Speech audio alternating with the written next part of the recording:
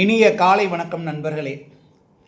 நாகப்பட்டினம் மாவட்டத்தில் உள்ள திருமருகல் என்ற ஊரில் இருக்கும் ரத்னகிரீஸ்வரர் கோவில் நிறைய விசேஷமான சுவாரஸ்யமான தகவல்களை தன்னடத்தில் அடக்கி வைத்திருக்கிறது. அவற்றை உங்களுடன் பகிர்ந்து கொள்ள விரும்புகிறேன். விடம் தீண்டி பாம்பு விஷத்தால் ஒரு பையன் இறந்து போகிறான்.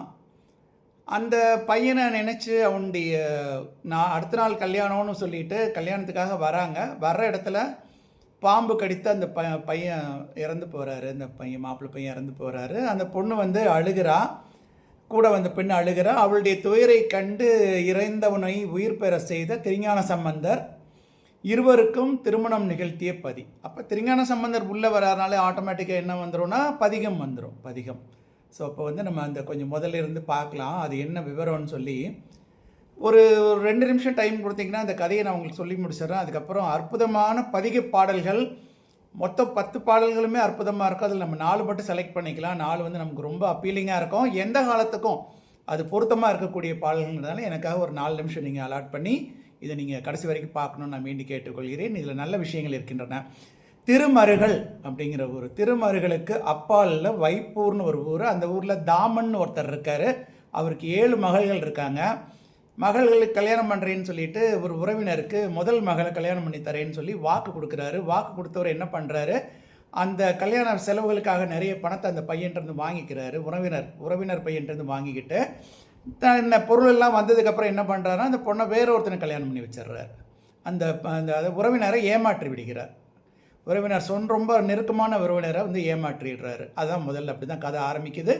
இதே அவர் என்னென்னா இதனால் எந்த பாதகமும் இல்லைன்னு சொல்லிட்டு ரிப்பீட் பண்ணிட்டே முதல் 6 பெண்களையும் இந்த மாதிரி கல்யாணம் பண்ணி வச்சிடுறாரு. இப்போ 7வது மகள் என்ன பண்ணுறான்னா அவளுக்கு தந்தையின் அநியாயம் புரியுது.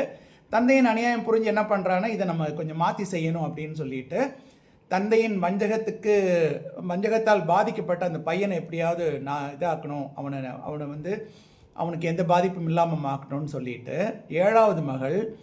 7ஆம் மகள் தன் தந்தை தவறுகளை ஏற்க முடியாமல் உறவினருடன் வேட்டூருக்கு போய் கல்யாணம் பண்ணிக்கலாம் அப்படின்னு தீர்மானம் பண்ணுறாங்க.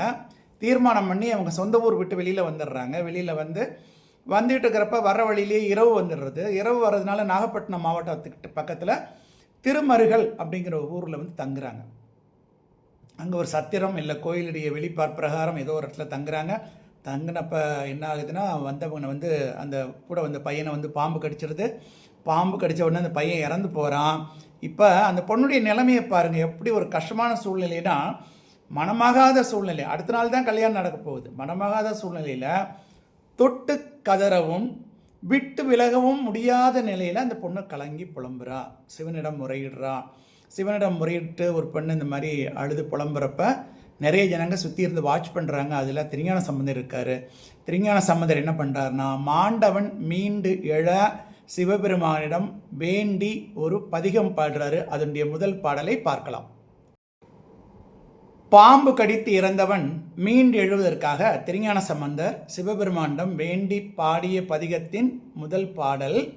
சடையாய் எனுமால் சரண்ணி எனுமால் விடையாய் எனுமால் வெறுவா விழுமால் மடையார் குவளை மலரும் மருகல், அதான் திருமருகல்.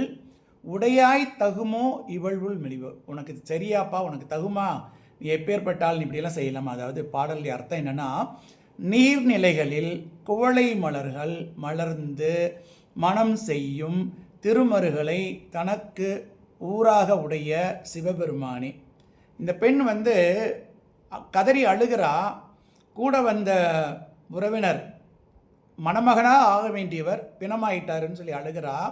அப்போ அழுகிறப்ப என்ன சொல்லி அழுகிறாருன்னா சடையாய் அப்படின்னு உன்னை அப்படி அட்ரஸ் பண்ணுறா. உன்னை வெடிக்கிறா. விடையாய் அப்படிங்கிறா, விடையில் ஏறும் பெருமானேங்கிறா. நீயே எனக்கு புகலிடம், நீ தான் எனக்கு புகலிடம் அப்படிங்கிறா. இப்படியெல்லாம் சொல்லி சொல்லி அழுது புலம்பி மயங்கி விழுகிறாளே. உன்னையே நினைத்து புலம்பும் இவள் மன வருத்தத்தை போக்காது இருக்கிறது உன் பெருமைக்கு தக்கதோ அப்படின்ற அர்த்தம் வரக்கூடிய சடையாய் எனுமால் சரண்ணி, உன்னை சரண் அடைஞ்சிட்டம்பா எனுமால், விடையாய் எனுமால் விடையூறும் பெருமானே எனுமால், வெறுவா விழுமால் மடையார் குவளை மலரும் மருகல். இந்த மடையார் குவளை மலரும் மருகல்ங்கிறது அந்த ஊருடைய வளத்தை சொல்லுது. நீர்நிலைகளில் குவளை மலர்கள் மலர்ந்து மனம் செய்யும் திருமருகளை தனக்கு ஊராக உடைய சிவபெருமானின்ட்டு 4வது வரி பாருங்கள் எவ்வளோ உருக்கமாக வருது. திருஞான சம்பந்தர் எழுதுனது. உடையாய் தகுமோ இவள் உள் மெலிவே. இவள் உள்ளுக்குள்ளேயே உருகிட்டு இருக்காளே, இவளுடைய உள் மெலிவு தகுமா, நீ இருக்கிற இடத்துல அதெல்லாம் நடக்கலாமா உடையவனே அப்படின்னு சொல்லி திருஞான சம்பந்தர் சொல்கிறதோட அந்த முதல் பதிக பாடல் முடிவடைகிறது.